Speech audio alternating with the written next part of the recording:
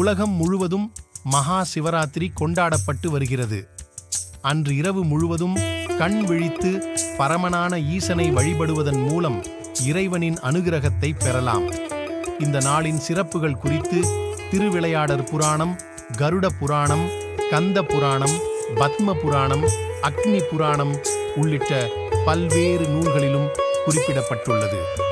சிவராத்திரி தோன்றிய வரலாறு: கைலாய மலையில் வீற்றிருக்கும் அன்னையான பார்வதி தேவி விளையாட்டாக சிவபெருமானின் 2 கண்களையும் தன் கைகளால் மூடினாள். உலகுக்கு ஒளி வழங்கும் சூரிய சந்திரர்களான அவருடைய கண்கள் மூடப்பட்டு எங்கும் காரிருள் சூழ்ந்தது. உலகம் முழுவதும் அந்தகாரம் சூழ்ந்து அச்சமூட்டியது. அப்போது தனது நெற்றிக்கண்ணான 3ஆம் கண்ணை திறந்தார் ருத்ரன். அதன் வெம்மையினால் இந்த உலகம் ஸ்தம்பித்து போனது. இதுவே பிரளயகாலம் என்றும் அழைக்கப்படுகிறது.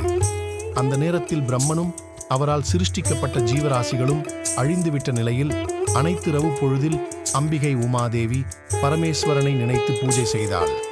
4 ஜாமங்களிலும் இரவு முழுவதும் ஆகம விதிப்படி அர்ச்சனை செய்தாள்.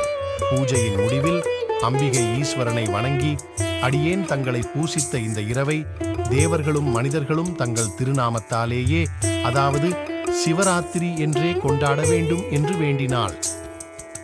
சிவராத்திரி அன்று சூரியன் மறைந்தது முதல் மறுநாள் காலை சூரியன் உதயமாகும் வரை தங்களை பூஜை செய்பவர்கள் யாராக இருந்தாலும் அவர்களுக்கு எல்லாவிதமான பாக்கியங்களையும் தந்து முடிவில் மோட்சத்தையும் அளிக்க வேண்டும், அருள் புரியுங்கள் என்று அன்னையானவள் வேண்டிக் கொண்டாள்.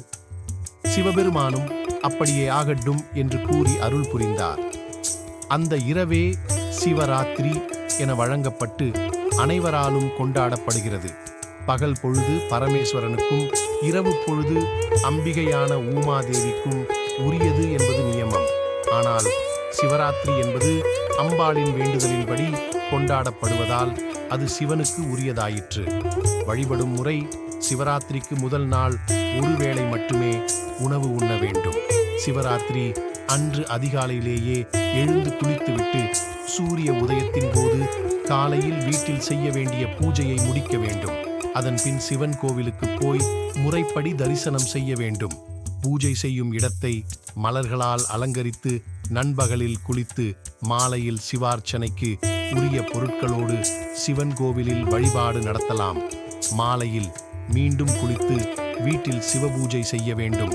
வீட்டிலேயே 4 ஜாமங்களிலும் முறைப்படி பூஜை செய்தலும் நலம்.